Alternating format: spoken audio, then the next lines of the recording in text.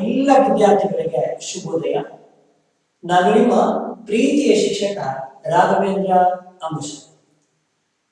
ಪ್ರೀತಿಯ ಮಕ್ಕಳ, ದೇಶಕ್ಕಾಗಿ ಹೋರಾಡಿದ ವೀರ ವನಿತೆಯರು, ಅನೇಕ ಕ್ಷೇತ್ರಗಳಲ್ಲಿ ಸಾಧನೆ ಮಾಡಿದ ಅನೇಕ ಸಾಧಕಿಯರನ್ನು ಹೊಂದಿದ ಹೆಗ್ಗಳಿಕೆಗೆ ಪಾತ್ರವಾದ ದೇಶ ನಮ್ಮದು.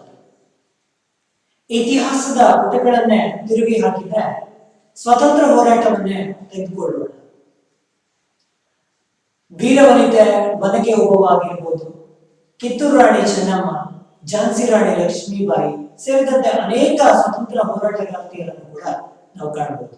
ಮದರ್ ತೆರೇಸಾ, ಅನಸೂಯ ಸಾರಾಭಾಯಿ, ಕಮಲಾದೇವಿ ಚಟ್ಟೋಪಾಧ್ಯಾಯ ಅನೇಕ ಸಮಾಜ ಸುಧಾರಕಿಯರಾಗಿರ್ಬೋದು, ಅಥವಾ ಕ್ರೀಡಾ ಕ್ಷೇತ್ರದಲ್ಲಿ ಸಾಧನೆ ಮಾಡಿರುವಂತಹ ಮೇರಿ ಕೋಮ್, ಸೈನಾ ನೆಹ್ವಾಲ್, ಸಾನಿಯಾ ಮಿರ್ಜಾ, ಪಿ.ವಿ. ಸಿಂಧು, ಮಿತಾಲಿ ರಾಜ್, ಹೀಗೆ ಅನೇಕ ಕ್ರೀಡಾಪಟುಗಳನ್ನು ಕೂಡ ನಾವು ಕಾಣಬಹುದು.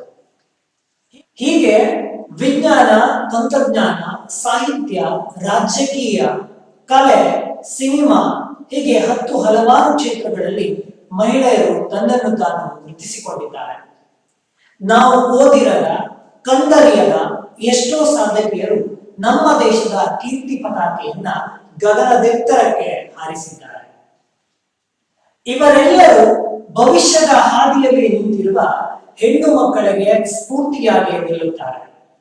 ಇವತ್ತಿನ ತರಗತಿಯಲ್ಲಿ ಭಾರತದ ಮೊಟ್ಟ ಮೊದಲ ಮಹಿಳಾ ವೈದ್ಯೆ ಎನಿಸಿಕೊಂಡಂತಹ ಆನಂದಿಬಾಯಿ ಗೋಪಾಲರಾವ್ ಜೋಶಿಯವರ ಸಾಧನೆಯ ಹಾದಿ ಹೇಗಿತ್ತು ಎನ್ನುವುದನ್ನ ರೋಹಿತ್ ಚಕ್ರತೀರ್ಥರವರು ಬರೆದಿರುವ ಆದಿವೈದ್ಯ ಆನಂದಿಬಾಯಿ ಎನ್ನುವಂತಹ ಗದ್ಯದ ಮೂಲಕ ತಿಳಿಯೋಣ. ಮೊದಲನೇದಾಗಿ ಲೇಖಕರಾದ ರೋಹಿತ್ ಚಕ್ರತೀರ್ಥರವರ ಸಂಪೂರ್ಣ ಪರಿಚಯವನ್ನ ಪಡ್ಕೊಂಡು ಬರುವ ರೋಹಿತ್ ಚಕ್ರತೀರ್ಥರವರ ಸಂಪೂರ್ಣ ಪರಿಚಯ ಇದೀಗ ನಿಮ್ಮ ಮುಂದೆ.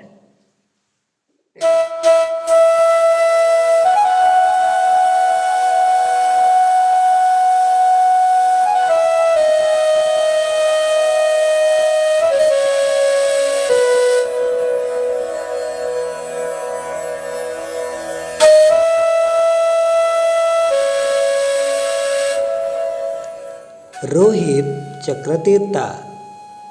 ರೋಹಿತ್ ಚಕ್ರತೀರ್ಥ ಯುವ ಪೀಳಿಗೆಯ ವಿಜ್ಞಾನದ ಲೇಖಕರು. ಕಠಿಣವಾದ ವೈಜ್ಞಾನಿಕ ಸಂಗತಿಗಳನ್ನು ಆಕರ್ಷಕವಾದ ರೀತಿಯಲ್ಲಿ ನಿರೂಪಿಸುವುದರಲ್ಲಿ ಶಕ್ತರು. ತನ್ನ ಬರಹಗಳಿಂದಲೇ ನೂರಾರು ಅಭಿಮಾನಿಗಳನ್ನು ಸೃಷ್ಟಿಸಿಕೊಂಡವರು. ಸತ್ಯಕ್ಕೆ ಅಂತರ್ಜಾಲ ಜಗತ್ತಿನಲ್ಲಿ ಹವಾ ಕ್ರಿಯೇಟ್ ಮಾಡಿರುವ ಮಾಂತ್ರಿಕ ಬರಹಗಾರ.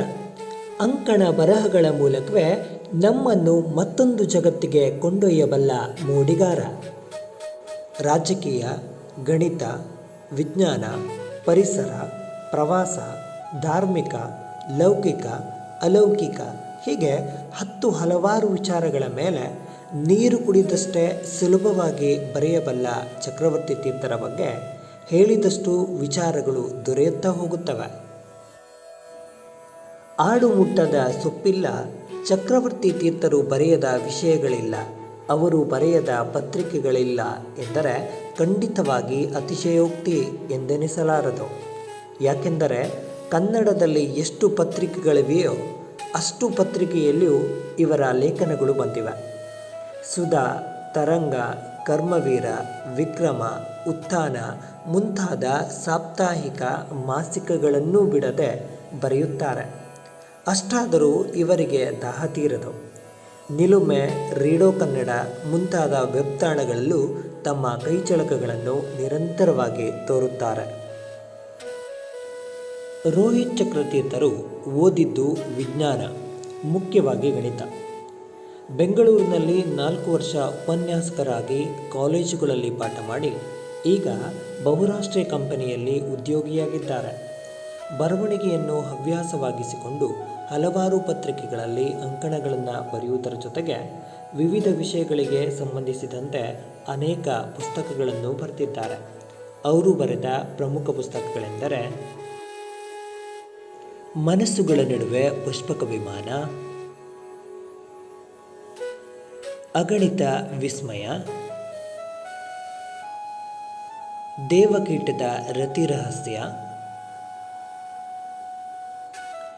ಎಂದೆಂದೂ ಬಾಡದ ಮಲ್ಲಿಗೆ, ತ್ರಿಶಂಕು ನರಕ, ದೇವರ ತೋಟದ ಸೇಬು ತಿಂದವನು, ವೃಂದಾವನ,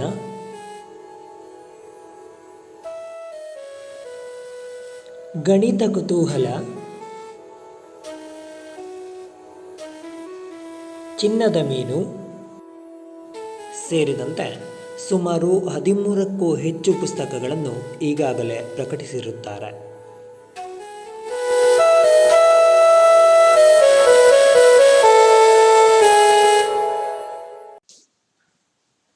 ರೋಹಿತ್ ಚಕ್ರತೀರ್ಥರವರ ಸಂಪೂರ್ಣವಾದ ಪರಿಚಯವನ್ನ ಮಾಡ್ಕೊಂಡು ಬಂದ್ರೆ ಗದ್ಯವನ್ನ ಪ್ರಾರಂಭಿಸೋಣ.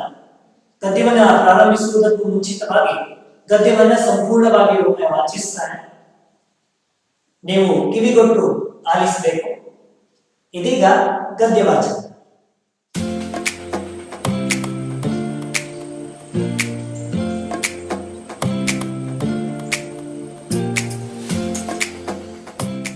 ಆದಿವೈದ್ಯೆ ಆನಂದಿಬಾಯಿ, ರೋಹಿತ್ ಚಕ್ರತೀರ್ಥ.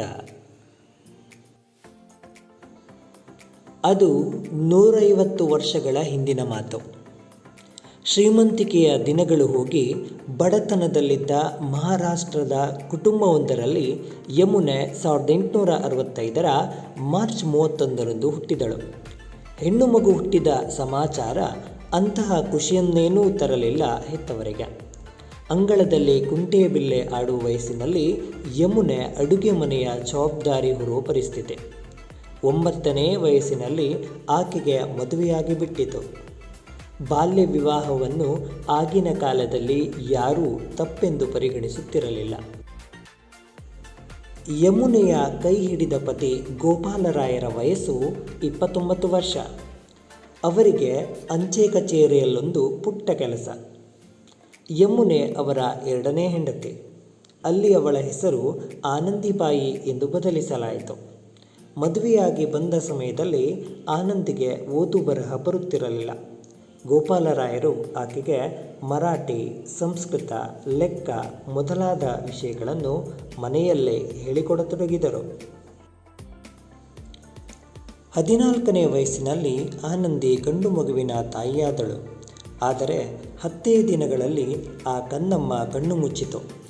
ಮನೆಯಲ್ಲಿ ಸಂತೋಷದ ಜಾಗದಲ್ಲಿ ಮೌನ ಆವರಿಸಿತು. ಅದಾಗಿ 1 ತಿಂಗಳಾಗುವ ಹೊತ್ತಿಗೆ ಆನಂದಿ ಗಂಡನ ಹತ್ತಿರ ಬಂದು ನಿಂತಳು.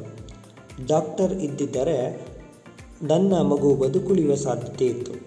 ನಮಗೊದಗಿದ ದುರಂತ ಬೇರೆಯವರ ಜೀವನದಲ್ಲಿ ಬರಬಾರದು. ಅದಕ್ಕೆ ತೀರ್ಮಾನ ಮಾಡಿದ್ದೇನೆ. ನಾನು ವೈದ್ಯ ಕಲಿಯುತ್ತೇನೆ, ಇಲ್ಲ ಅನ್ನಬೇಡಿ ಎಂದಳು ಆನಂದಿ. ಗೋಪಾಲರಾಯರು ಕಣ್ಣೊರೆಸಿಕೊಂಡು ಅವಳ ಬಯಕೆಗೆ ಒಪ್ಪಿಗೆ ಸೂಚಿಸಿದರು. ಅಂದಿನಿಂದ ಆನಂದಿಗೆ ಸಂಸ್ಕೃತದೊಂದಿಗೆ ಇಂಗ್ಲಿಶಿನ ಪಾಠವೂ ಶುರುವಾಯಿತು. ಆಕೆಗೆ ಅನುಕೂಲವಾಗಲೆಂದು ಗೋಪಾಲರಾಯರು ಕಲಕತ್ತೆಗೆ ವರ್ಗ ಮಾಡಿಸಿಕೊಂಡು ತನ್ನ ಪತ್ನಿಯನ್ನು ಅಲ್ಲಿಗೆ ಕರೆದುಕೊಂಡು ಹೋದರು. ಆಗಿನ ಕಾಲದಲ್ಲಿ ಯುರೋಪಿನ ಯಾವ ವೈದ್ಯಶಾಲೆಯಲ್ಲೂ ಹೆಂಗಸರಿಗೆ ವಿದ್ಯಾವಕಾಶ ಇರಲಿಲ್ಲ. ಅಮೆರಿಕದಲ್ಲಿ ಆಗಷ್ಟೇ 1 ಕಾಲೇಜು ಶುರುವಾಗಿದೆಯಂತೆ ಎಂಬ ವಾರ್ತೆಯನ್ನು ಗೋಪಾಲರಾಯರು ಸಂಪಾದಿಸಿದ್ದರು. ಅಗತ್ಯವಾದ ಹಣದ ನೆರವಿಗಾಗಿ ಅಮೆರಿಕದಲ್ಲಿ ಧರ್ಮ ಪ್ರಚಾರಕನಾಗಿದ್ದ ರಾಯಲ್ ವೈಲ್ಡರ್ ಎಂಬಾತನಿಗೆ ಪತ್ರ ಬರೆದರು. ಆತ ಇವರ ಕಥೆಯನ್ನು ಅಲ್ಲಿನ ಪತ್ರಿಕೆಯೊಂದರಲ್ಲಿ ಪ್ರಕಟಿಸಿದ. ಅದನ್ನು ಓದಿದ ಥಿಯೋಡಿಸಿಯಾ ಕಾರ್ಪೆಂಟರ್ ಎಂಬ ಮಹಿಳೆ ಈ ಸಾಹಸಕ್ಕೆ ತಾನು ಧನ ಸಹಾಯ ಮಾಡುತ್ತೇನೆಂದು ಮುಂದೆ ಬಂದರು. ಅಷ್ಟರಲ್ಲಿ ಆನಂದಿಗೆ ಆರೋಗ್ಯ ಕೆಟ್ಟಿತು. ಆಗಾಗ ಕಾಡುವ ತಲೆನೋವು, ಮೈಕೈ ನಡುಕ, ಬಿಟ್ಟು ಬಿಟ್ಟು ಜ್ವರ, ಉಸಿರುಗಟ್ಟಿದ ಅನುಭವ ಎಲ್ಲವೂ ಕಾಟ ಕೊಡಲು ಶುರು ಮಾಡಿದವು. ಆದರೆ ಇವಾವುದನ್ನು ಲೆಕ್ಕಿಸದೆ ಅಮೆರಿಕೆಯ ವೈದ್ಯಶಾಲೆ ಸೇರಲು ಆನಂದಿಬಾಯಿ ತಯಾರಾಗಿ ಬಿಟ್ಟಿದ್ದಳು. ಅಷ್ಟರಲ್ಲಿ ಇನ್ನೊಂದು ತೊಂದರೆ ಕಾಣಿಸಿಕೊಂಡಿತು. ಅದೇನೆಂದರೆ ಆನಂದಿಬಾಯಿಯ ವಿದೇಶಿ ಪ್ರವಾಸದ ವಿಷಯ ತಿಳಿದ ಕೆಲವು ಸ್ಥಳೀಯರು ಆಕೆ ಪರದೇಶಕ್ಕೆ ಹೋಗಬಾರದೆಂದು ಪ್ರತಿರೋಧ ಒಡ್ಡಿದರು. ಎಷ್ಟು ಹೇಳಿ ಸಮಾಧಾನಿಸಿದರೂ ಅವರ ಆರ್ಭಟ ಕಮ್ಮಿಯಾಗಲಿಲ್ಲ. ಕೊನೆಗೆ ಆನಂದಿ ಊರಿನ ಎಲ್ಲ ಜನರನ್ನು ಸಭೆ ಕರೆದು ಒಂದು ಭಾಷಣ ಮಾಡಿದಳು. ದೇಶದಲ್ಲಿ ಮಹಿಳಾ ವೈದ್ಯರ ಅವಶ್ಯಕತೆಯ ಬಗ್ಗೆ ಆಕೆ ಹೇಳಿದ್ದನ್ನು ಕೇಳಿ ಜನ ಬೆಕ್ಕಸ ಬೆರಗಾದರು. ಅದುವರೆಗೂ ಅವರಿಗೆ ಮಹಿಳೆಯರ ಸಮಸ್ಯೆಗಳ ಬಗ್ಗೆ ಯಾವ ಅರಿವೂ ಇರಲಿಲ್ಲ. ವಿರೋಧ ಒಡ್ಡಿದವರೇ ಈಗ ಊರೆಲ್ಲ ಸಂಚರಿಸಿ ಆನಂದಿಯ ವಿದೇಶಿ ಪ್ರವಾಸಕ್ಕೆ ಹಣ ಸಂಗ್ರಹಿಸಿ ಆಕೆಯನ್ನು ಅಭಿಮಾನದಿಂದ ಬೀಳ್ಕೊಟ್ಟರು. ಭಾರತದ ವೈಸ್ರಾಯಿ ಈ ಸಾಹಸವನ್ನು ಮೆಚ್ಚಿ 200 ರೂಪಾಯಿ ಬಕ್ಷಿಸು ನೀಡಿದ. ಕಲಕತ್ತೆಯಿಂದ ಹೊರಟ ನೌಕೆಯಲ್ಲಿ ಆನಂದಿ ಹೊರಟಳು. ಭಾರತದ ಇತಿಹಾಸದಲ್ಲೇ ಇದು ಅಪರೂಪದ ಘಟನೆ. ಅಮೆರಿಕದ ನೆಲದಲ್ಲಿ ಕಾಲೂರಿದ ಪ್ರಥಮ ಏಷ್ಯಾದ ಮಹಿಳೆ, ಹಿಂದೂ ಹೆಂಗಸು ಎಂಬ ದಾಖಲೆ ಆನಂದಿಯ ಹೆಸರಲ್ಲಿ ಬರೆಯಲ್ಪಟ್ಟಿತು. ನ್ಯೂಯಾರ್ಕ್ ತಲುಪುವ ಹೊತ್ತಿಗೆ ಅಲ್ಲಿ ಇವಳಿಗಾಗಿ ಥಿಯೋಡೀಸಿಯ ಕಾದಿದ್ದರು. ತನ್ನ ಮನೆಗೆ ಕರೆದೊಯ್ದು ಉಪಚಾರ ಮಾಡಿದರು. ಆನಂದಿಯ ಅನಾರೋಗ್ಯಕ್ಕೆ ತಕ್ಕ ಔಷಧ ಕೊಡಿಸಲು ಹೆಣಗಾಡಿದರು. ಅಲ್ಲಿದ್ದುಕೊಂಡೇ ಆನಂದಿ ಪೆನ್ಸಿಲ್ವೇನಿಯಾದ ಮಹಿಳೆಯರ ಮೆಡಿಕಲ್ ಕಾಲೇಜಿಗೆ ಅರ್ಜಿ ಹಾಕಿದಳು. ಅದರ ಡೀನ್ ರಾಷೆಲ್ ಬಾಡ್ಲಿ ಅಭಿಮಾನದಿಂದ ಆಕೆಯನ್ನು ಸೇರಿಸಿಕೊಂಡರು. 19ರ ಹರೆಯದ ಆನಂದಿ ಹೀಗೆ ಕಾಲೇಜಿಗೆ ಸೇರಿ ನಿಷ್ಠೆಯಿಂದ ಓದಿ 1886ರಲ್ಲಿ ಡಾಕ್ಟರ್ ಆಫ್ ಮೆಡಿಸಿನ್ ಪದವಿ ಪಡೆದಳು. ಪಾಶ್ಚಾತ್ಯ ದೇಶದಲ್ಲಿ ವೈದ್ಯ ಪದವಿ ಪಡೆದ ಮೊದಲ ಭಾರತೀಯ ಮಹಿಳೆ ಎಂಬ ಹೆಗ್ಗಳಿಕೆ ಆನಂದಿಯ ಪಾಲಾಯಿತು. ಸ್ವತಃ ರಾಣಿ ವಿಕ್ಟೋರಿಯಾ ಬರೆದ ಶುಭಾಶಯ ಪತ್ರ ಆನಂದಿಗೆ ಬಂತು. ತಾನು ಗ್ರಾಮಸ್ಥರಿಗೆ ಮಾತು ಕೊಟ್ಟಿದ್ದಂತೆ ಡಾಕ್ಟರ್ ಆನಂದಿಬಾಯಿಯವರು ಪದವಿ ಮುಗಿಸಿದ ಮೇಲೆ ಭಾರತಕ್ಕೆ ಮರಳಿದರು. ಆಕೆಯನ್ನು ಕರೆದು ರಾಜ ಮಹಾರಾಜರುಗಳು ಸನ್ಮಾನ ಮಾಡಿದರು. ಕೇಸರಿ ಪತ್ರಿಕೆಯ ಸಂಪಾದಕರಾಗಿದ್ದ ತಿಲಕರು, ನೀನು ಹೆಣ್ಣಲ್ಲ ತಾಯಿ, ಆತ್ಮಶಕ್ತಿಯ ಮೂರ್ತರೂಪ. ನಾನೊಬ್ಬ ಬಡ ಸಂಪಾದಕ, ಆದರೂ ನಿನ್ನ ಏಳಿಗೆಗಾಗಿ ನನ್ನ ಉಳಿಕೆಯ 100 ರೂಪಾಯಿ ಕಳಿಸುತ್ತಿದ್ದೇನೆ ಎಂದು ಬರೆದರು.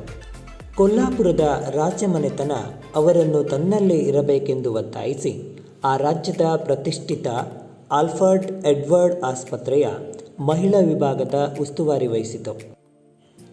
ಎಲ್ಲರ ವಿರೋಧ ಗೆದ್ದು ಹೊರದೇಶವನ್ನು ಮೆಟ್ಟಿ ಪದವಿ ಸಂಪಾದಿಸಿ ವೈದ್ಯೆಯಾಗಿ ಬಂದಾಕೆಗೆ ತನ್ನೊಳಗೆ ಬಲಿಯುತ್ತಿದ್ದ ವೈರಿಯನ್ನು ಮಾತ್ರ ಕೊಲ್ಲಲಾಗಲಿಲ್ಲ. ಮೊದಲಿನಿಂದಲೂ ಆರೋಗ್ಯದ ವಿಷಯದಲ್ಲಿ ನತದೃಷ್ಟಿಯಾಗಿದ್ದ ಆನಂದಿಗೆ ಅಮೆರಿಕದಲ್ಲಿದ್ದಾಗ ಕ್ಷಯರೋಗ ಆವರಿಸಿಕೊಂಡಿತ್ತು. ಆ ಕಾಲದಲ್ಲಿ ಅದಕ್ಕೆ ಸೂಕ್ತ ಚಿಕಿತ್ಸೆ ಇಲ್ಲದಿದ್ದರಿಂದ ಭಾರತಕ್ಕೆ ಬಂದಿಳಿಯುವ ಹೊತ್ತಿಗೆ ಅದು ತೀವ್ರವಾಯಿತು. 22ನೇ ವಯಸ್ಸಿಗೆ ಕಾಲಿಡಲು ಇನ್ನೊಂದೇ ತಿಂಗಳು ಇದೆ ಎನ್ನುವಷ್ಟರಲ್ಲೇ ಆನಂದಿಬಾಯಿ ಹಾಸಿಗೆ ಹಿಡಿದರು. ಯಾವ ಉಪಚಾರಕ್ಕೂ ಬಗ್ಗದೆ ಕ್ಷಯ ಅವರನ್ನು ಹಿಂಡಿ ಹಿಪ್ಪೆ ಮಾಡಿತು. 1887ರ ಫೆಬ್ರವರಿ 26ರಂದು ಅವರು ತೀರಿಕೊಂಡಾಗ ಗೋಪಾಲರಾಯರು ಮತ್ತು ಭಾರತದ ಪ್ರಜೆಗಳು ಮಾತ್ರವಲ್ಲ, ಆಳುತ್ತಿದ್ದ ಬ್ರಿಟಿಷರು, ದೂರದ ಅಮೆರಿಕದ ಬಿಳಿಯರೂ ಕಣ್ಣೀರು ಹಾಕಿದರು.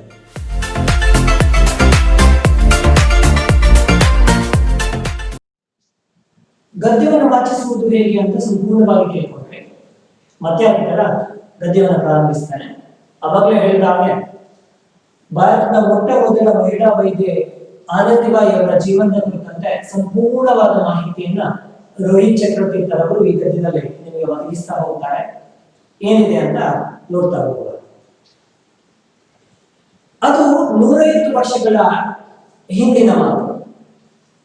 ಅಂದ್ರೆ ಈ ಘಟನೆ ಎನ್ನುವಂತಹದ್ದು, ಆನಂದಿಬಾಯಿ ಅವರ ಜೀವನ ಇರುವಂತಹದ್ದು 150 ವರ್ಷಗಳ ಹಿಂದೆ ನಡೆದಿತ್ತು ಈ ಘಟನೆ ಎಂಬುದನ್ನ ಹೇಳ್ತಾರೆ. ಶ್ರೀಮಂತಿಕೆ ದಿನಗಳು ಹೋಗಿ ಬಡತನದಲ್ಲಿದ್ದ ಮಹಾರಾಷ್ಟ್ರದ ಕುಟುಂಬವೊಂದರಲ್ಲಿ ಯಮುನೆ 1865ರ ಮಾರ್ಚ್ 31ರಂದು ಹುಟ್ಟಿದಳು. ಆನಂದಿಬಾಯಿ ಅವರ ಜನನ 1865ರ ಮಾರ್ಚ್ 31ರಂದು ಮಹಾರಾಷ್ಟ್ರದ ಪುಣೆಯಲ್ಲಿ ಆಗ್ತದೆ. ಇದು ಬಡ ಬ್ರಾಹ್ಮಣ ಕುಟುಂಬದಲ್ಲಿ ಬ್ರಾಹ್ಮಣ ದಂಪತಿಯ ಮಗಳಾಗಿ ಜನಿಸ್ತಾರೆ. ಹೆಣ್ಣು ಮಗು ಹುಟ್ಟಿದ ಸಮಾಚಾರ ಅಂತಹ ಖುಷಿಯನ್ನೇನು ತರಲಿಲ್ಲ ಹೆತ್ತವರಿಗೆ. ಹೆಣ್ಣು ಮಗು ಹುಟ್ಟುತ್ತದೆ, ಹೆಣ್ಣು ಮಗು ಹುಟ್ಟಿದ್ರೆ ಮದುವೆ ಮಾಡಿ ಗಂಡನ ಮನೆಗೆ ಕಳಿಸ್ಬೇಕಲ್ಲ, ಹೆಣ್ಣು ಮಗು ಹುಟ್ಟಿದ್ರೆ ನಮ್ಮನೆ ಸಾಕ್ತಾನೆ ಮುಂದಿನ ದಿನ ಎಂಬಂತ ಭರವಸೆ. ಆದ್ರೆ ಹೆಣ್ಣು ಮಗು ಹುಟ್ಟಿದ್ರೆ ಮದುವೆ ಮಾಡಿ ಗಂಡನ ಮನೆಗೆ ಕಳಿಸಿಕೊಡ್ಬೇಕಲ್ಲ, ಅದರಿಂದಾಗಿ ಖರ್ಚಿನ ದಾರಿ ಅಂತ ಅಂದ್ಕೊಳ್ತಾ ಇದ್ರು. ಅದರಿಂದಾಗಿ ತಂದೆ ತಾಯಿಯರಿಗೆ ಅಷ್ಟೇನು ಖುಷಿಯನ್ನು ಕೊಡಲಿಲ್ಲ.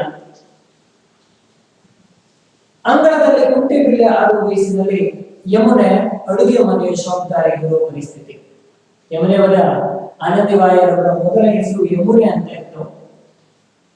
ನಂತರ ಮದುವೆ ಆದ್ಮೇಲೆ ಗಂಡನ ಮನೆಗೆ ಹೋದ ನಂತರ ಅವರ ಹೆಸರನ್ನ ಆನಂದಿಬಾಯಿ ಅಂತ ಬದಲಾಯಿಸ್ತಾರೆ. ಯಮುನೆಯ ಪರಿಸ್ಥಿತಿ ಹೇಗೆ ಕೇಳಿದ್ರೆ, ಆಗಿನ ಕಾಲದಲ್ಲಿ ಹೆಣ್ಣು ಮಕ್ಕಳು ಮನೆಯಿಂದ ಹೊರಗೋದ್ರೆ ತಪ್ಪು ಅಂತ ಭಾವಿಸ್ತಾ ಇದ್ದಂತ ಸಮಾಜ. ಹೆಣ್ಣು ಮಕ್ಕಳಿಗೆ ಶಿಕ್ಷಣಕ್ಕೆ ಅವಕಾಶಗಳು ಇರಲಿಲ್ಲ. ಅದಕ್ಕೋಸ್ಕರ ಹೆಣ್ಣು ಮಗು ತಾಯಿಯ ಜೊತೆಗೆ ಅಡುಗೆ ಕೆಲಸವನ್ನ ಮಾಡಿಕೊಂಡು ತಾಯಿಯ ಜೊತೆಗೆ ಮನೆ ಒಳಗೆ ಇರಬೇಕಾಗಿತ್ತು. ಅದರಿಂದಾಗಿ ಆ ಚಿಕ್ಕ ವಯಸ್ಸಿನಲ್ಲಿ ತಾಯಿಯ ಜೊತೆ ಅಡುಗೆ ಮಾಡ್ತಾ ಮನೆ ಜವಾಬ್ದಾರಿಯನ್ನ ತಾಯಿಯ ಜೊತೆಗೆ ನೋಡ್ಕೊಳ್ತಾ ಇದ್ರು. 9ನೇ ವಯಸ್ಸಿನಲ್ಲಿ ಆಕೆಗೆ ಮದುವೆ ಆಗಿಬಿಟ್ಟಿತ್ತು. ಯಮನಿಗೆ ತಂದೆ ತಾಯಿಯರು ಆದಷ್ಟು ಬೇಗ ಮದುವೆ ಮಾಡಿ ಗಂಡನ ಮನೆಗೆ ಕಳಿಸಿಕೊಡ್ಬೇಕು ಅಂತ ಹೇಳಿ 9ನೇ ವರ್ಷದಲ್ಲಿ ಅವರನ್ನ ಮದುವೆ ಮಾಡಿ ಗಂಡನ ಮನೆಗೆ ಕಳಿಸುವಂತ ವ್ಯವಸ್ಥೆಯನ್ನ ಮಾಡ್ತಾರೆ. ಬಾಲ್ಯ ವಿವಾಹ ಆಗಿನ ಕಾಲದಲ್ಲಿ ಯಾರು ತಪ್ಪೆಂದು ಪರಿಗಣಿಸುತ್ತಿರಲಿಲ್ಲ. ಹಿಂದೆ ಬಾಲ್ಯ ವಿವಾಹವನ್ನ ತಪ್ಪು ಅಂತ ಪರಿಗಣಿಸ್ತಾ ಇರಲಿಲ್ಲ.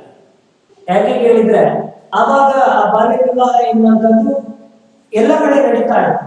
ಬಾಲ್ಯ ವಿವಾಹ ಮಗುವಿನ ಆರೋಗ್ಯದ ಮೇಲೆ, ಅದರ ಮಗುವಿನ ಭವಿಷ್ಯದ ಮೇಲೆ ದುಷ್ಪರಿಣಾಮ ಬೀರುತ್ತದೆ ಎನ್ನುವಂತ ಕಾರಣಕ್ಕೋಸ್ಕರ ಈಗ ಆ ಬಾಲ್ಯ ವಿವಾಹ ನಿಷೇಧ ಕಾಯ್ದೆಯನ್ನು ತರಲಾಗಿದೆ. ಬಾಲ್ಯ ವಿವಾಹವನ್ನ ಮಾಡಿದ್ರೆ ಕಾನೂನಿನ ಪ್ರಕಾರ ಅಪರಾಧ ಅಂತ ಪರಿಗಣಿಸಿ ಅವರನ್ನ ಜೈಲಿಗೆ ಕಳಿಸುವಂತ ವ್ಯವಸ್ಥೆಯೂ ಕೂಡ ಈಗ ಇದೆ. ಆದ್ರೆ ಹಿಂದೆ ಅದನ್ನ ತಪ್ಪು ಅಂತ ಪರಿಗಣಿಸ್ತಾ ಇರಲಿಲ್ಲ. ಚಿಕ್ಕ ವಯಸ್ಸಿನ ಹುಡುಗಿಯನ್ನ, ಅಂದ್ರೆ 14 ವರ್ಷದ ಒಳಗಿನ ವಯಸ್ಸಿನ ಹುಡುಗಿಯನ್ನ ತನಗಿಂತ ಹೆಚ್ಚು ವಯಸ್ಸಿನ ಪುರುಷರ ಜೊತೆಗೆ ಮದುವೆ ಮಾಡಿಕೊಳ್ಳುವಂತ ವ್ಯವಸ್ಥೆ ಅದಾಗಿತ್ತು. ಹಾಗೆ ಈ ಯಮುನೆಯನ್ನು ಕೂಡ 9 ವರ್ಷದವಳಾಗಿದ್ದಾಗ ಮದುವೆ ಮಾಡಿ ಗಂಡನ ಮನೆಗೆ ಕಳಿಸುವಂತ ವ್ಯವಸ್ಥೆಯನ್ನ ತಂದೆ ತಾಯಿಯರು ಮಾಡ್ತಾರೆ. ಯಮುನೆಯ ಕೈ ಹಿಡಿದ ಪತಿ ಗೋಪಾಲರಾಯರ ವಯಸ್ಸು 29 ವರ್ಷ. ಯಮುನೆಯನ್ನ ಮದುವೆ ಆದಂತ ಗೋಪಾಲರಾಯರ ವಯಸ್ಸು 29 ವರ್ಷ. ಅವಾಗಲೇ ಹೇಳಿದೆ, ನನಗಿಂತ ದೊಡ್ಡ ಪುರುಷರ ಜೊತೆ ಮದುವೆ ಮಾಡಿಕೊಳ್ತಾಳೆ ಅಂತ. ಇಲ್ಲಿ ಯಮುನೆಯ ವಯಸ್ಸು 9 ವರ್ಷ, ಗೋಪಾಲರಾಯರ ವಯಸ್ಸು 29 ವರ್ಷ. ಅಂದ್ರೆ 20 ವರ್ಷದ ಅಂತರ ಎನ್ನುವಂಥದ್ದು ಅವರಿಗೆ ಮಧ್ಯೆ ಇದೆ. ಅವರಿಗೆ ಅಂಚೆ ಕಚೇರಿಯಲ್ಲಿ ಒಂದು ಪುಟ್ಟ ಕೆಲಸ. ಈ ಗೋಪಾಲರಾಯರಿಗೆ ಅಂಚೆ ಕಚೇರಿಯಲ್ಲಿ, ಪೋಸ್ಟ್ ಆಫೀಸ್ ಅಲ್ಲಿ ಒಂದು ಪುಟ್ಟ ಕೆಲಸ, ಗುಮಾಸ್ತ ಕ್ಲರ್ಕ್ ಕೆಲಸವನ್ನ ಮಾಡ್ತಾ ಇದ್ರು ಗೋಪಾಲರಾಯರು. ಯಮುನೆ ಅವರ 2ನೇ ಹೆಂಡತಿ. ಯಮುನೆ ಅವರ 2ನೇ ಹೆಂಡತಿ. ಈಗಾಗಲೇ ಗೋಪಾಲರಾಯರಿಗೆ ಒಂದು ಮದುವೆ ಆಗಿ ಅವರ ಮೊದಲ ಹೆಂಡತಿ ತೀರಿಕೊಂಡಿತ್ತು. ಅದಕ್ಕೋಸ್ಕರ ಇನ್ನೊಂದು ಮದುವೆ ಆಗ್ತಾರೆ ಯಮುನೆಯನ್ನ. ಅಲ್ಲಿ ಅವಳ ಹೆಸರನ್ನು ಆನಂದಿಬಾಯಿ ಎಂದು ಬದಲಿಸಲಾಯಿತು. ಮದುವೆಯಾಗಿ ಗಂಡನ ಮನೆಗೆ ಹೋದ ತಕ್ಷಣ ಯಮುನೆ ಇದ್ದಂತ ಹೆಸರನ್ನ ಆನಂದಿ ಅಂತ ಬದಲಿಸಲಾಗ್ತದೆ. ಹಿಂದೆ ಇವಾಗ ಕೂಡ ಪದ್ಧತಿ ಎನ್ನುವಂಥದ್ದಿದೆ. ಮದುವೆಯಾಗಿ ಗಂಡನ ಮನೆಗೆ ಹೋದಂತ ಹೆಣ್ಣು ಮಗಳ ಹೆಸರನ್ನ ಬದಲಾಯಿಸುವಂತ ಪದ್ಧತಿ ಇವಾಗಲೂ ಕೂಡ ಇದೆ. ಗಂಡನ ಹೆಸರಿಗೆ ಹೊಂದಿಕೆಯಾಗುವಂತ ಹೆಸರನ್ನ ಇಡ್ತಾರೆ. ಇವಾಗಲೂ ಕೂಡ ಪದ್ಧತಿ ಎನ್ನುವಂಥದ್ದಿದೆ. ಹಾಗೆ ಯಮುನೆ ಇದ್ದಂತ ಹೆಸರನ್ನ ಆನಂದಿಬಾಯಿ ಅಂತ ಬದಲಿಸ್ತಾರೆ. ಮದುವೆಯಾಗಿ ಬಂದ ಸಮಯದಲ್ಲಿ ಆನಂದಿಗೆ ಓದು ಬರಹ ಬರುತ್ತಿರಲಿಲ್ಲ. ಹೌದು, ಹೆಣ್ಣು ಮಕ್ಕಳಿಗೆ ವಿದ್ಯಾಭ್ಯಾಸವನ್ನ ಕೊಡುವಂತ ಅವಕಾಶಗಳು ಅಲ್ಲಿ ಇರಲಿಲ್ಲ. ಅದಕ್ಕೋಸ್ಕರ ಆನಂದಿಬಾಯಿ ಅವಳು ಶಾಲೆಗೆ ಹೋಗ್ಲಿಲ್ಲ, ಓದು ಬರಹ ಕೂಡ ಬರ್ತಾ ಇರಲಿಲ್ಲ. ಗೋಪಾಲರಾಯರು ಆಕೆಗೆ ಮರಾಠಿ, ಸಂಸ್ಕೃತ, ಲೆಕ್ಕ ಮೊದಲಾದ ವಿಷಯಗಳನ್ನು ಮನೆಯಲ್ಲಿ ಹೇಳಿಕೊಡತೊಡಗಿದರು. ಅವಳ ಪತಿ ಗೋಪಾಲರಾಯರಿಗೆ ಒಂದು ವಿಶಿಷ್ಟವಾದ ಮನೋಭಾವ. ಏನು ಕೇಳಿದ್ರೆ, ಪುರುಷರಿಗೆ ಮಾತ್ರ, ಗಂಡು ಮಕ್ಕಳಿಗೆ ಮಾತ್ರ ಶಿಕ್ಷಣ ಎನ್ನುವಂಥದ್ದು ಸಿಗುವಂತದ್ದಲ್ಲ, ಹೆಣ್ಣು ಮಕ್ಕಳಿಗೆ ಕೂಡ ಶಿಕ್ಷಣ ಎನ್ನುವಂಥದ್ದು ಸಿಗ್ಬೇಕು ಎನ್ನುವಂತ ಮನೋಭಾವ ಗೋಪಾಲರಾಯರಿಗಾಗಿತ್ತು. ಅದಕ್ಕೋಸ್ಕರ ಅವ್ರು ಏನ್ ಮಾಡ್ತಾರೆ ಅಂತ ಹೇಳಿದ್ರೆ, ತನ್ನ ಹೆಂಡತಿಗೆ ತಾನೇ ಶಿಕ್ಷಕರಾಗಿ ಅವಳಿಗೆ ಶಿಕ್ಷಣವನ್ನು ಕೊಡುವಂತ ವ್ಯವಸ್ಥೆಯನ್ನು ಮಾಡ್ತಾರೆ. ಅವಳಿಗೆ ಯಮುನೆಗೆ ಅಂದ್ರೆ ಆನಂದಿಬಾಯಿಗೆ ಪ್ರತಿದಿನ ಮರಾಠಿ, ಸಂಸ್ಕೃತ, ಲೆಕ್ಕ ಮೊದಲಾದ ವಿಷಯಗಳನ್ನ ಮನೆಯಲ್ಲೇ ಹೇಳಿಕೊಡಲಿಕ್ಕೆ ಪ್ರಾರಂಭಿಸ್ತಾರೆ. ಹೀಗಿರುವಾಗ ಆನಂದಿಬಾಯಿಯವರ ಜೀವನದಲ್ಲಿ ಒಂದು ಮಹತ್ತರವಾದ ಘಟನೆ ನಡೀತದೆ. ಆ ಘಟನೆ ಎನ್ನುವಂಥದ್ದು ಅವರ ಬದುಕಿನ ದಿಕ್ಕನ್ನೇ ಬದಲಾಯಿಸ್ತದೆ, ಅವರ ಬದುಕಿನ ನಿರ್ಧಾರವನ್ನೇ ಬದಲಾಯಿಸ್ತದೆ, ಅವರ ಸಂಪೂರ್ಣ ಜೀವನವನ್ನೇ ಬದಲಾಯಿಸ್ತದೆ. ಆ ಘಟನೆ ಏನು ಎನ್ನುವುದನ್ನು ನೋಡುವ. 14ನೇ ವಯಸ್ಸಿನಲ್ಲಿ ಆನಂದಿ ಗಂಡು ಮಗುವಿನ ತಾಯಿಯಾದರು. 14 ವರ್ಷಗಳಿರುವ 9 ವರ್ಷಕ್ಕೆ ಮದುವೆ ಆಯಿತು. 14 ವರ್ಷಕ್ಕೆ ಅವರು ಗಂಡು ಮಗುವಿನ ತಾಯಿ ಆಗ್ತಾರೆ. ಆದರೆ 10 ದಿನಗಳಲ್ಲಿ ಆ ಗಂಡಮ್ಮ ಕಣ್ಣು ಮುಚ್ಚಿತು. ಮಗು ಹುಟ್ಟಿ 10 ದಿನದಲ್ಲಿ ಆ ಮಗು ತೀರಿಕೊಳ್ತದೆ. ಗೋಪಾಲರಾಯರ ಪರಿಸ್ಥಿತಿ ನೋಡಿ, ಮೊದಲ ಮದುವೆ ಆಗ್ತಾರೆ, ಹೆಂಡತಿ ತೀರ್ಕೊಳ್ತಾರೆ, ಇನ್ನೊಂದು ಮದುವೆ ಆಗ್ತಾರೆ, ಗಂಡು ಮಗು ಕೂಡ ಜನಿಸ್ತಾನೆ, ಖುಷಿಯ ವಾತಾವರಣ. ಹೀಗಿರುವಾಗ ಆ ಮಗು ಹೆಚ್ಚು ದಿನ ಉಳಿದಿಲ್ಲ, ಕೇವಲ 10 ದಿನದಲ್ಲಿ ಆ ಮಗು ಏನಾದ್ರು ತೀರಿಕೊಳ್ತಾರೆ.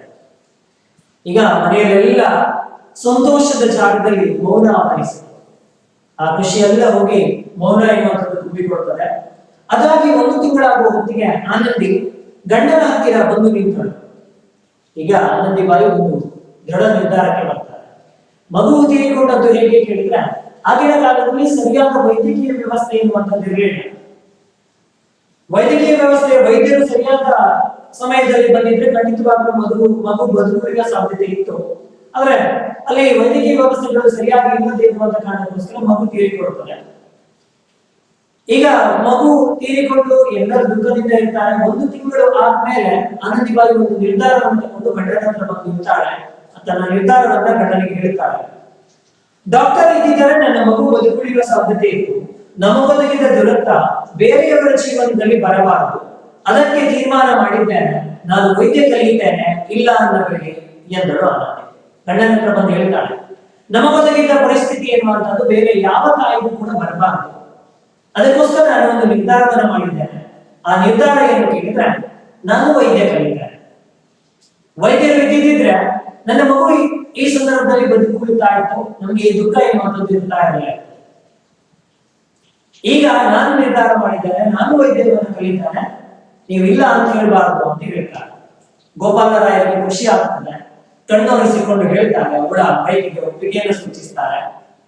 ಅಂದಿನಿಂದ ಆನಂದಿಗೆ ಸಂಸ್ಕೃತದೊಂದಿಗೆ ಇಂಗ್ಲಿಷ್ನ ಪಾಠವು ಶುರುವಾಯಿತು. ಅಂದಿನಿಂದ ಗೋಪಾಲರಾಯರು ಸಂಸ್ಕೃತದ ಜೊತೆಗೆ ಇಂಗ್ಲಿಷ್ ಅನ್ನು ಕೂಡ ಹೇಳಿಕೊಡಲಿಕ್ಕೆ ಪ್ರಾರಂಭಿಸ್ತಾರೆ.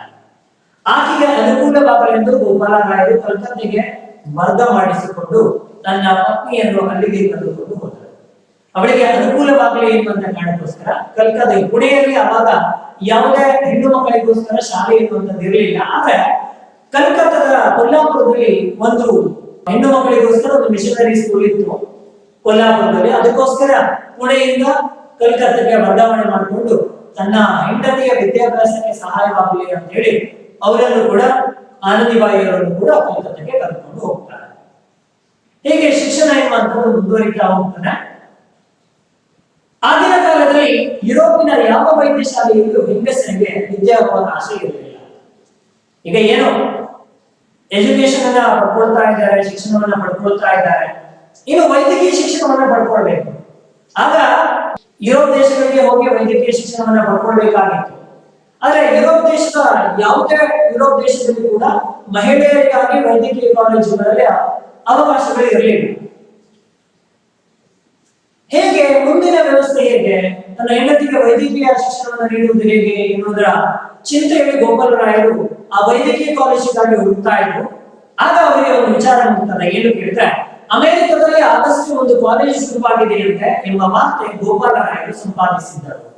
ಅವರಿಗೆ ಒಂದು ವಿಚಾರ ತಿಳಿತಲ್ಲ, ಅಮೆರಿಕದಲ್ಲಿ ಈಗಷ್ಟೇ ಒಂದು ಹೊಸದಾಗಿ ಮಹಿಳೆಯರಿಗೋಸ್ಕರ ವೈದ್ಯಕೀಯ ಕಾಲೇಜು ಎನ್ನುವಂಥದ್ದು ಪ್ರಾರಂಭವಾಗಿದೆ. ಆ ವೈದ್ಯಕೀಯ ಕಾಲೇಜಿನಲ್ಲಿ ಮಹಿಳೆಯರು ವೈದ್ಯಕೀಯ ಶಿಕ್ಷಣವನ್ನು ಪಡೆಯಬಹುದು ಎನ್ನುವುದ ವಿಚಾರವನ್ನ ಅವರು ತಿಳಿದುಕೊಳ್ತಾರೆ. ವೈದ್ಯಕೀಯ ಕಾಲೇಜಿನ ವ್ಯವಸ್ಥೆ, ಹಣಕಾಸಿನ ವ್ಯವಸ್ಥೆ ಆಗ್ಬೇಕಲ್ಲ. ಗೋಪಾಲರಾಯರಲ್ಲಿ ಅಷ್ಟು ಪ್ರಮಾಣದ ಹಣಕಾಸಿನ ವ್ಯವಸ್ಥೆ ಇರಲಿಲ್ಲ. ಹಣಕಾಸಿನ ಸಹಾಯಕ್ಕಾಗಿ ಅಮೆರಿಕದಲ್ಲಿ ಧರ್ಮ ಪ್ರಚಾರಕನಾಗಿದ್ದ ರಾಯಲ್ ವೈಲ್ಡರ್ ಎಂಬ ಆತನಿಗೆ ಅವರು ಪತ್ರವನ್ನು ಬರೀತಾರೆ. ಅಂದ್ರೆ, ನನ್ನ ಹೆಂಡತಿಗೆ ವೈದ್ಯಕೀಯ ಶಿಕ್ಷಣವನ್ನ ಕೊಡಬೇಕು ಎನ್ನುವಂಥದ್ದು ನಮ್ಮ ಇಚ್ಛೆ. ಆದ್ರೆ ಅಮೆರಿಕದಲ್ಲಿ ವೈದ್ಯಕೀಯ ಕಾಲೇಜ್ ಇರುವಂತಹದ್ದು, ಅಷ್ಟು ಪ್ರಮಾಣದ ಹಣ ನನ್ನ ಹತ್ರ ಇಲ್ಲ. ಯಾರಾದ್ರೂ ಹಣ ಸಹಾಯವನ್ನು ಮಾಡುವುದಿದ್ರೆ ನನಗೆ ಅವರ ಪರಿಚಯವನ್ನ ಮಾಡಿಕೊಡುವ. ರಾಯಲ್ ವೈಲ್ಡರ್ ಎಂಬಾತ ಅವರು ಏನ್ ಮಾಡ್ತಾರೆ ಕೇಳಿದ್ರೆ, ಆತ ಒಂದು ಕ್ರೈಸ್ತ ಮಿಷನರಿಯಲ್ಲಿ ಧರ್ಮ ಪ್ರಚಾರವನ್ನು ಮಾಡುವಂತ ಕೆಲಸವನ್ನು ಮಾಡ್ತಾ ಇದ್ದವನು ರಾಯಲ್ ವೈಲ್ಡರ್. ಆತ ಇವರ ಪತ್ರವನ್ನ ಅಮೆರಿಕದ ಒಂದು ಪತ್ರಿಕೆಗೆ ಪ್ರಕಟಿಸ್ತಾನೆ. ಇದನ್ನು ನೋಡಿದಂತ ಥಿಯೋಡಿಸಿಯಾ ಕಾರ್ಪೆಂಟರ್ ಎಂಬಂತ ಮಹಿಳೆ, ಈ ಸಾಹಸಕ್ಕೆ ನಾನು ಧನ ಸಹಾಯ ಮಾಡುತ್ತೇನೆ, ಹಣದ ವ್ಯವಸ್ಥೆಯನ್ನ ನಾನು ಮಾಡ್ತೇನೆ ಅಂತ ಹೇಳಿ ಮುಂದೆ ಬರ್ತಾರೆ. ಈಗ ವೈದ್ಯಕೀಯ ಕಾಲೇಜು ಸಿಕ್ತು, ಹಣಕಾಸಿನ ವ್ಯವಸ್ಥೆ ಮಾಡುವುದು ಕೂಡ ಸಿಕ್ಕಿದ್ರು. ಮುಂದೆ ಏನಾಗ್ತದೆ? ಅಷ್ಟರಲ್ಲಿ ಆನಂದಿಗೆ ಆರೋಗ್ಯ ಕೆಟ್ಟಿತ್ತು. ಆಗಾಗ ಕಾಡುವ ತಲೆನೋವು, ಮೈಕೈ ನಡುಕ, ಬಿಟ್ಟು ಬಿಟ್ಟು ಜ್ವರ, ಉಸಿರುಗಟ್ಟುವ ಅನುಭವ ಎಲ್ಲವೂ ಕಾಟ ಕೊಡಲು ಶುರು ಮಾಡಿದರು. ಆದ್ರೆ ಹಿಂದಿನಿಂದಲೂ ಕೂಡ ಆನಂದಿಬಾಯಿ ಆರೋಗ್ಯದ ದೃಷ್ಟಿಯಿಂದ ಅನುಕರಿಸ್ತಾರೆ. ಅವರಿಗೆ ಬೇರೆ ಬೇರೆ ಕಾಯಿಲೆಗಳಿದ್ದು ಯಾವ್ದೆಲ್ಲ ಅಂತ ಹೇಳ್ತಾರೆ. ತಲೆನೋವು ಬರ್ತಾ ಇತ್ತಂತೆ, ಅವಾಗ ಮೈಕೈ ನಡುಕ, ಬಿಟ್ಟು ಬಿಟ್ಟು ಬರುವಂತ ಜ್ವರ, ಉಸಿರುಗಟ್ಟುವ ಅನುಭವ, ಹೀಗೆ ಎಲ್ಲದೂ ಕೂಡ ಕಾಟಕೊಳ್ಳಿಕ್ಕೆ ಪ್ರಾರಂಭಿಸಿದ್ರು.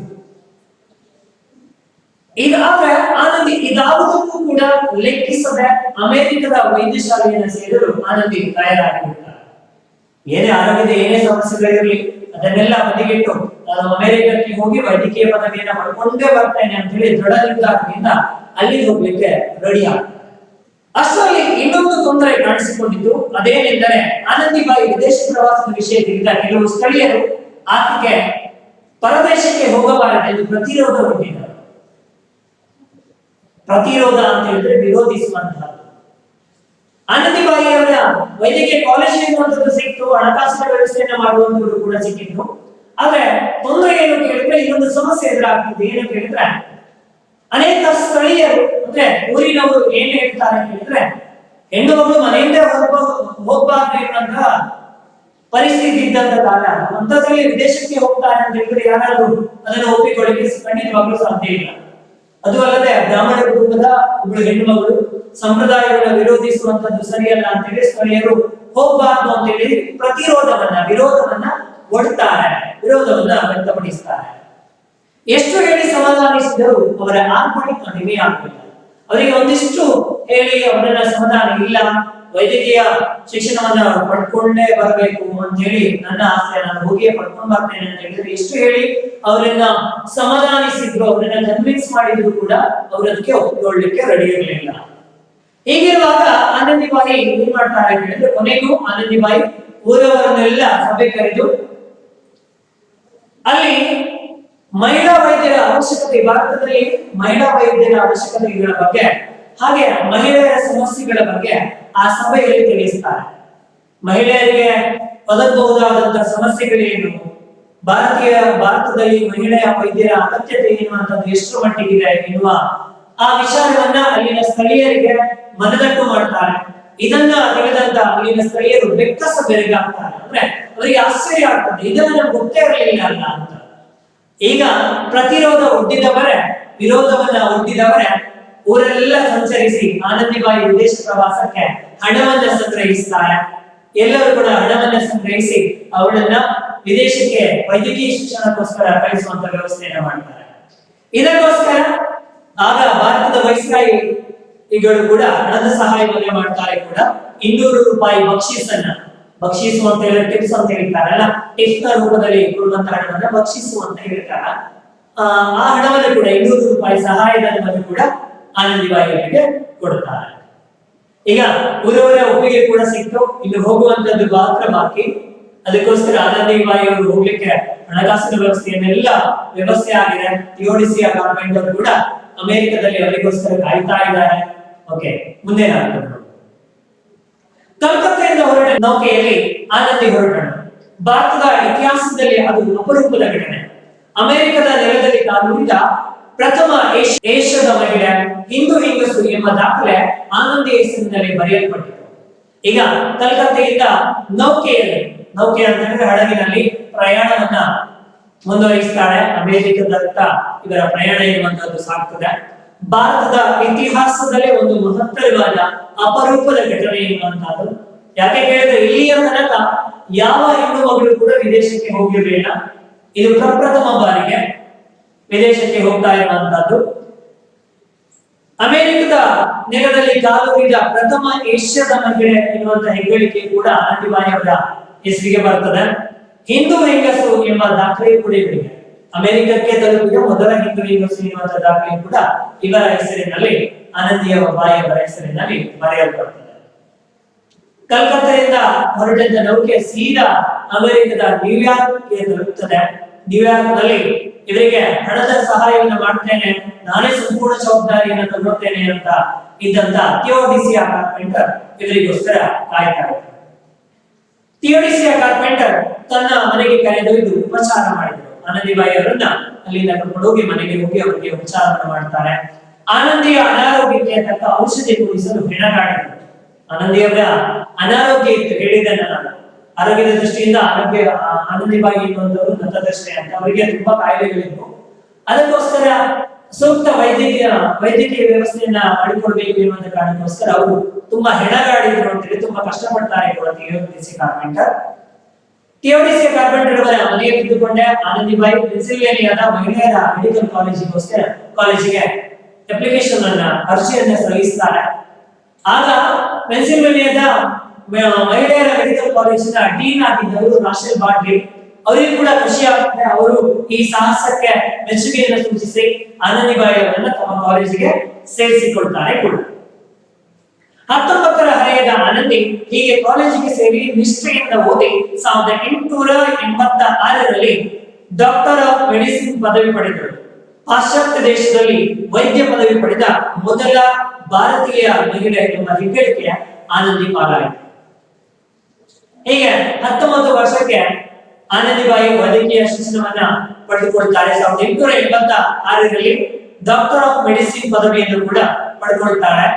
ಈ ಮೂಲಕ ಪಾಶ್ಚಾತ್ಯ ದೇಶದಲ್ಲಿ ಮೊದಲ ಬಾರಿಗೆ ಮಹಿಳೆಯಾಗಿದ್ದು ವೈದ್ಯಕೀಯ ಪದವಿಯನ್ನು ಪಡೆದ ಮೊದಲ ಭಾರತದ ಮಹಿಳೆ ಎನ್ನುವಂತ ಕೀರ್ತಿ ಆನಂದಿಬಾಯಿ ಅವರ ಹೆಸರಿಗೆ ಸಲ್ತಾರೆ.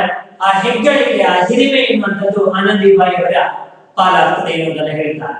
ಸ್ವತಃ ವಿಕ್ಟೋರಿಯಾ ರಾಣಿ ಬರೆದಂತ ಶುಭಾಶಯ ಪತ್ರ ಆನಂದಿಬಾಯಿ ಅವರಿಗೆ ತಲುಪ್ತದೆ. ಇಂಗ್ಲೆಂಡ್ನ ರಾಣಿ ವಿಕ್ಟೋರಿಯಾ ಅವರಿಗೆ ಶುಭಾಶಯ ಪತ್ರವನ್ನು ಕೂಡ, ಇವರ ಸಾಹಸವನ್ನು ಮೆಚ್ಚಿ ಶುಭಾಶಯ ಪತ್ರವನ್ನು ಕೂಡ ಇವರಿಗೆ ತಲುಪಿಸ್ತಾರೆ ಕೂಡ. ತಾನು ಗ್ರಾಮಸ್ಥರನ್ನ ಕರೆದು ಒಂದು ಸಭೆಯನ್ನ ಮಾಡಿದ್ರು ಅಂತ ಹೇಳಿದ್ದೆ ನಾನು. ಆ ಸಭೆಯಲ್ಲಿ ಭಾರತೀಯ ಮಹಿಳೆಯರಿಗೆ ಆಗ್ತಾ ಇರುವಂತಹ ಸಮಸ್ಯೆಗಳೇನು, ವೈದ್ಯಕೀಯ ವ್ಯವಸ್ಥೆ ಎನ್ನುವಂಥದ್ದು ಮಹಿಳೆಯರಿಗೆ ಎಷ್ಟು ಮಟ್ಟಿಗೆ ಅಗತ್ಯತೆ ಇದೆ ಎನ್ನುವುದನ್ನ, ಮಹಿಳೆಯರ ಸಮಸ್ಯೆಗಳೇನು ಎನ್ನುವುದನ್ನ ತಿಳಿಸಿದ್ರು. ಜೊತೆಗೆ ಅಲ್ಲಿ ಒಂದು ಭರವಸೆಯನ್ನ ಕೊಟ್ಟಿದ್ರು ಜನರಿಗೆ. ಸಾಮಾನ್ಯವಾಗಿ ವಿದೇಶಿ ಶಿಕ್ಷಣಕ್ಕೆ ಹೋದಂತಹ ಉನ್ನತ ಶಿಕ್ಷಣಕ್ಕೆ ಹೋದಂತವರು ಮರಳಿ ದೇಶಕ್ಕೆ ಬರುವಂತದ್ದು ತುಂಬಾ ಕಡಿಮೆ. ಯಾಕಂದ್ರೆ ಅಲ್ಲಿಯೇ ಉದ್ಯೋಗವನ್ನ ಹುಡ್ಕೊಂಡು ಅಲ್ಲಿಯೇ ಇರ್ತಾರೆ. ಆದ್ರೆ ಆನಂದಿಬಾಯಿ ಅವರಿಗೆ ಜನರು ಇದೇ ಪ್ರಶ್ನೆಯನ್ನ ಕೇಳಿದಾಗ, ನೀವು ಅಲ್ಲಿಯೇ ವೈದ್ಯಕೀಯ ಶಿಕ್ಷಣವನ್ನು ಪಡ್ಕೊಂಡು ಅಲ್ಲಿಯೇ ಉದ್ಯೋಗವನ್ನು ಮಾಡಿದ್ರೆ ನಮ್ಮ ಸಮಸ್ಯೆಗಳನ್ನ ಪರಿಹರಿಸುವವರು ಯಾರು ಅಂತ ಕೇಳಿದಾಗ ಆನಂದಿಬಾಯಿ ಅವರಿಗೆ ಒಂದು ಭರವಸೆ ಕೊಡ್ತಾರೆ. ನಾನು ವೈದ್ಯಕೀಯ ಶಿಕ್ಷಣವನ್ನ ಪಡ್ಕೊಂಡು ವಾಪಸ್ ನನ್ನ ದೇಶಕ್ಕೆ ಬರ್ತೇನೆ, ನಿಮ್ಮ ಸೇವೆಯಲ್ಲಿ ನಿರತರಾಗ್ತೇನೆ ಅಂತ ಹೇಳಿದ್ರಂತೆ. ಆ ಮಾತನ್ನ ಉಳಿಸಿಕೊಳ್ತಾರೆ ಕೂಡ. ಗ್ರಾಮಸ್ಥರಿಗೆ ಕೊಟ್ಟಂತ ಮಾತಿರುತ್ತೆ, ಅವರು ವಾಪಸ್ ಮರಳಿ ದೇಶಕ್ಕೆ ಬರ್ತಾರೆ. ಆನಂದಿಬಾಯಿ ವೈದ್ಯಕೀಯ ಪದವಿಯನ್ನ ಪಡ್ಕೊಂಡು ಭಾರತಕ್ಕೆ ಮರಳುತ್ತಾರೆ. ಆಕೆಯ ಕರೆದು ರಾಜ ಮಹಾರಾಜರು ಸನ್ಮಾನ ಮಾಡ್ತಾರೆ. ಆಕೆಯ ಸಾಹಸವನ್ನು ಮೆಚ್ಚಿ ರಾಜ ಮಹಾರಾಜರು ಅವರಿಗೆ ಸನ್ಮಾನವನ್ನು ಮಾಡ್ತಾರೆ ಕೂಡ. ಕೇಸರಿ ಪತ್ರಿಕೆಯ ಸಂಪಾದಕರಾಗಿದ್ದ ತಿಲಕರು ಕೂಡ ಅವರನ್ನ ಮೆಚ್ಚುಗೆ ನುಡಿಗಳನ್ನ ಆಡ್ತಾರೆ. ಏನು ಕೇಳಿದ್ರೆ, ನೀನು ಹೆಣ್ಣಲ್ಲ ತಾಯಿ, ಆತ್ಮಶಕ್ತಿಯ ಮೂರ್ತ ರೂಪ. ನೀನು ಹೆಣ್ಣಲ್ಲ, ಹೆಣ್ಣು ಮಕ್ಕಳು ಖಂಡಿತವಾಗ್ಲೂ ಹೆಣ್ಣು ಮಕ್ಕಳ ಹೆದರಿ ಮನೆಯಲ್ಲಿರುವಂತ ಕಾಲ ಅದು. ಅಂತ ಸಂದರ್ಭದಲ್ಲಿ ಧೈರ್ಯದಿಂದ ಎಲ್ಲ ಸಮಸ್ಯೆಗಳನ್ನ ಎದುರಿಸಿ ವಿದೇಶಕ್ಕೆ ಹೋಗಿ ವೈದ್ಯಕೀಯ ಪದವಿಯನ್ನ ಪಡ್ಕೊಂಡು ಬಂದಿದೆಯಲ್ಲ, ನೀನು ಆತ್ಮಶಕ್ತಿಯ ಮೂರ್ತ ರೂಪ ಅಂತ ಹೇಳ್ತಾರೆ. ನಾನೊಬ್ಬ ಬಡ ಸಂಪಾದಕ, ಆದರೂ ನಿನ್ನ ಏಳಿಗೆಗಾಗಿ ನನ್ನ ಉಳಿಕೆಯ 100 ರೂಪಾಯಿಗಳನ್ನು ಕಳಿಸ್ತಾ ಇದ್ದಾರೆ. ನಾನೊಬ್ಬ ಬಡ ಸಂಪಾದಕ, ಆದ್ರೂ ನನ್ನ ಉಳಿಕೆಯ 100 ರೂಪಾಯಿಯನ್ನ ನಿನ್ನ ಸಾಹಸಕ್ಕೆ ಮೆಚ್ಚಿ ನಾನು ನಿನಗೆ ಕೊಡ್ತಾ ಇದ್ದೇನೆ ಅಂತ ನಮ್ಮ ಬಾಲಗಂಗಾಧರ ತಿಲಕರವರು ಕೇಸರಿ ಪತ್ರಿಕೆಯಲ್ಲಿ ಅದನ್ನ ಪ್ರಕಟಿಸ್ತಾರೆ ಕೂಡ. ಅವರಿಗೆ ಒಂದು ಪತ್ರವನ್ನ ಆನಂದಿಬಾಯಿ ಅವರಿಗೆ ಮೆಚ್ಚುಗೆ ಪತ್ರವನ್ನ ಕಳಿಸಿ 100 ರೂಪಾಯಿಯನ್ನು ಕೂಡ ಅವರಿಗೆ ಕಳಿಸಿಕೊಡ್ತಾರೆ ಕೂಡ. ಕೊಲ್ಲಾಪುರದ ರಾಜಮನೆತನದವರು ಅವರನ್ನು ತನ್ನಲ್ಲೇ ಇರಬೇಕೆಂದು ಒತ್ತಾಯಿಸಿ ಆ ರಾಜ್ಯದ ಪ್ರತಿಷ್ಠಿತ ಆಲ್ಫರ್ಡ್ ಎಡ್ವರ್ಡ್ ಆಸ್ಪತ್ರೆಯ ಮಹಿಳಾ ವಿಭಾಗದ ಉಸ್ತುವಾರಿಯನ್ನು ವಹಿಸ್ತಾರೆ.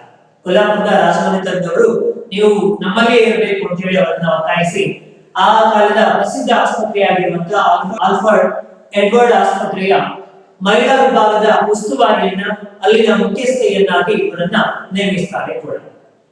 ಎಲ್ಲರೂ ಇವರು ಅಂದ್ಕೊಂಡ ಹಾಗೆ ನೆರವೇರ್ತಾ ಹೋಯ್ತು. ವೈದ್ಯಕೀಯ ಶಿಕ್ಷಣವನ್ನ ಪಡ್ಕೊಂಡ್ರು, ಭಾರತಕ್ಕೆ ಮರಳಿ ಬಂದ್ರು. ಅಲ್ಲಿನ ಕೊಲ್ಲಾಪುರದ ಆಲ್ಫರ್ಡ್ ಎಡ್ವರ್ಡ್ ಆಸ್ಪತ್ರೆಯ ಮಹಿಳಾ ವಿಭಾಗದ ಮುಖ್ಯಸ್ಥೆಯಾಗಿ ಕೂಡ ಕೆಲಸವನ್ನ ನಿರ್ವಹಿಸ್ತಾ ಇದ್ರು. ಎಲ್ಲರೂ ಆಗ್ತದೆ, ಖುಷಿಯ ಕೊಡುವಂತ ಒಂದು ಸಂಗತಿ. ಆದ್ರೆ ಮೊದಲೇ ಹೇಳಿದ್ದೆ, ಆನಂದಿಬಾಯಿ ಅವರಿಗೆ ಆರೋಗ್ಯದ ವಿಷಯದಲ್ಲಿ ಮಾತ್ರ ಇವರು ದತ್ತದೃಷ್ಟಿ ಅಂತ. ಅದೇ ಆಗ್ತದೆ. ಏನು ಕೇಳಿದ್ರೆ ಎಲ್ಲ ವಿರೋಧಗಳನ್ನು ಗೆದ್ದು ಹೊರದೇಶವನ್ನು ಮೆಟ್ಟಿ ಪದವಿ ಸಂಪಾದಿಸಿ ವೈದ್ಯರಾಗಿ ಬಂದಾಕಿಗೆ ತನ್ನೊಳಗೆ ಬಲಿಯುತ್ತಿದ್ದ ವೈರಿಯನ್ನು ಮಾತ್ರ ಕೊಲ್ಲಲಾರಲಿಲ್ಲ. ಎಲ್ಲ ವಿರೋಧಗಳನ್ನು ಗೆದ್ದು ವಿದೇಶಕ್ಕೆ ಹೋಗಿ ವೈದ್ಯಕೀಯ ಪದವಿಯನ್ನ ಪಡ್ಕೊಂಡು ಭಾರತಕ್ಕೆ ಮರಳಿ ಬಂದು ಉನ್ನತ ಹುದ್ದೆಯಲ್ಲಿದ್ದಾರೆ. ಆದ್ರೆ ಆರೋಗ್ಯದ ವಿಷಯದಲ್ಲಿ ಮಾತ್ರ ನನ್ನದೃಷ್ಟ. ಇವರಿಗೆ ಮೊದಲಿಂದಲೂ ಕೂಡ ಕಾಯಿಲೆಗಳಿದ್ದು ಅಮೆರಿಕಕ್ಕೆ ಹೋದಾಗ ಏನಾಯಿತು ಹೇಳಿದ್ರೆ, ಅಮೆರಿಕದಲ್ಲಿ ಇವರಿಗೆ ಕ್ಷಯರೋಗ ಎನ್ನುವಂತದ್ದು, ಟ್ಯೂಬರ್ಕ್ಯುಲೋಸಿಸ್ ಅಂತ ಹೇಳ್ತಾರ, ಕ್ಷಯರೋಗ, ಟಿಬಿ ಕಾಯಿಲೆ ಎನ್ನುವಂತದ್ದು. ಆಗಿನ ಕಾಲದಲ್ಲಿ ಅದಕ್ಕೆ ಸರಿಯಾದ ಚಿಕಿತ್ಸೆ ಎನ್ನುವಂಥದ್ದು ಇರಲಿಲ್ಲ. ಬಂದ್ರೆ ಸಾಯುವುದು ಮುಂದೆ ಕೊನೆಯದಾಗಿತ್ತು. ಅದಕ್ಕೆ ಯಾವುದೇ ಲಸಿಕೆಗಳು ಇರಲಿಲ್ಲ. ಆದ್ರೆ ಈಗ ಕ್ಷಯರೋಗಕ್ಕೆ ಲಸಿಕೆಗಳೆಲ್ಲ ಇದೆ. ಆದ್ರೆ ಹಿಂದೆ ಕ್ಷಯರೋಗ ಬಂತು ಅಂತ ಹೇಳಿದ್ರೆ ಸಾಯುವುದು ಮುಂದೆ ಅಂತ ಇತ್ತು. ಅದಕ್ಕೆ ಯಾವುದೇ ಲಸಿಕೆಗಳು ಇರಲಿಲ್ಲ. ಅಮೆರಿಕಕ್ಕೆ ಹೋದಾಗ ಆನಂದಿಬಾಯಿ ಅವರಿಗೆ ಕ್ಷಯರೋಗ ಎನ್ನುವಂಥದ್ದು ತಗುಲಿಕೊಳ್ಳುತ್ತದೆ. ಭಾರತಕ್ಕೆ ಅವರು ಮರಳಿದಾಗ ಆ ಕಾಯಿಲೆ ಎನ್ನುವಂಥದ್ದು ಇನ್ನಷ್ಟು ಮತ್ತಷ್ಟು ಜಾಸ್ತಿ ಆಗ್ತಾ ಹೋಗ್ತದೆ. 22ನೇ ವಯಸ್ಸಿಗೆ ಕಾಲಿಡುವರು ಇನ್ನು ಒಂದೇ ತಿಂಗಳಿದೆ ಎನ್ನುವಷ್ಟರಲ್ಲಿ ಆನಂದಿಬಾಯಿ ಹಾಸಿಗೆ ಇಡ್ತಾರೆ. ಆ ಕಾಯಿಲೆ ಎನ್ನುವಂಥದ್ದು ಜಾಸ್ತಿ ಆಗ್ತದೆ. ಕ್ಷಯರೋಗ ಎನ್ನುವಂಥದ್ದು ಅವರಿಗೆ ಎದ್ದು ನಡೀಲಿಕ್ಕೆ ಆಗ್ತಾ ಇಲ್ಲ ಇತ್ತು ಅಂತ ಅವರು ಹಾಸಿಗೆಯನ್ನು ಹಿಡಿತಾರೆ. ಆ ಕಾಯಿಲೆ ಎನ್ನುವಂಥದ್ದು ಅವರನ್ನ ಹಿಂಡಿ ಹಿಪ್ಪೆ ಮಾಡ್ತದ್ದು. ಆ ಕಾಯಿಲೆ ಎನ್ನುವಂಥದ್ದು ಅವರು ಸೊರಗಿ ಹೋಗುವಂತೆ ಮಾಡ್ತು ಎನ್ನುವುದನ್ನು ಹೇಳ್ತಾರೆ. ಅದೇ ಕಾಯಿಲೆಯಿಂದ 1887ರ ಫೆಬ್ರವರಿ 26ರಂದು ಅವರು ತೀರಿಕೊಂಡಾಗ ಗೋಪಾಲರಾಯರು ಮತ್ತು ಭಾರತದ ಪ್ರಜೆಗಳು ಮಾತ್ರವಲ್ಲ, ಆಳುತ್ತಿದ್ದ ಬ್ರಿಟಿಷರು, ದೂರದ ಅಮೆರಿಕದ ಬಿಳಿಯರು ಕಣ್ಣೀರು ಹಾಕಿದರು. ಏನಾಯ್ತಂತೆ, 1887ರಲ್ಲಿ ಫೆಬ್ರವರಿ 26ರಂದು ಆನಂದಿಬಾಯಿ ಅವರು ಕ್ಷಯರೋಗದಿಂದ ತೀರಿಕೊಳ್ತಾರೆ.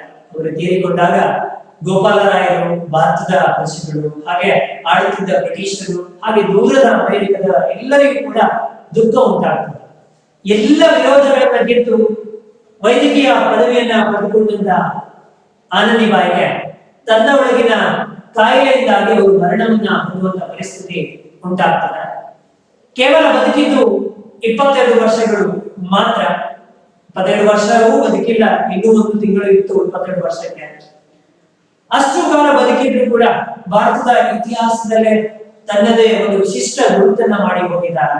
ಭಾರತದ ಮೊಟ್ಟ ಮೊದಲ ಮಹಿಳಾ ವೈದ್ಯೆ ಎನ್ನುವಂತ ಹೆಗ್ಗಳಿಕೆಯನ್ನ ತನ್ನ ಹೆಸರಿನಲ್ಲಿ ಹೊರಿಸಿಕೊಂಡು ನಮ್ಮೆಲ್ಲರಿಂದ ಅವರು ಮರೆಯಾಗಿದ್ದಾರೆ. ಆನಂದಿಬಾಯಿ ಅವರು ಈಗ ನಮ್ಮಿಂದ ಮರೆಯಾಗಿರಬಹುದು, ಆದರೆ ಅವರ ಸಾಧನೆ ಎನ್ನುವಂತಹದ್ದು ಈಗಿನ ಹೆಣ್ಣು ಮಕ್ಕಳಿಗೆ ಸ್ಫೂರ್ತಿಯಾಗಿ ನಿಲ್ಲುತ್ತದೆ. ಅವರಂತೆ ನಾವು ಕೂಡ ಪ್ರಯತ್ನವನ್ನ ಮಾಡಿದ್ರೆ ಖಂಡಿತವಾಗ್ಲೂ ಸಾಧನೆಯನ್ನ ಮಾಡಬಹುದು ಎನ್ನುವುದನ್ನ ತಿಳಿಸ್ತಾ ಈ ಗದ್ಯವನ್ನ ಸಂಪನ್ನಗೊಳಿಸ್ತಾನೆ. ಧನ್ಯವಾದಗಳು.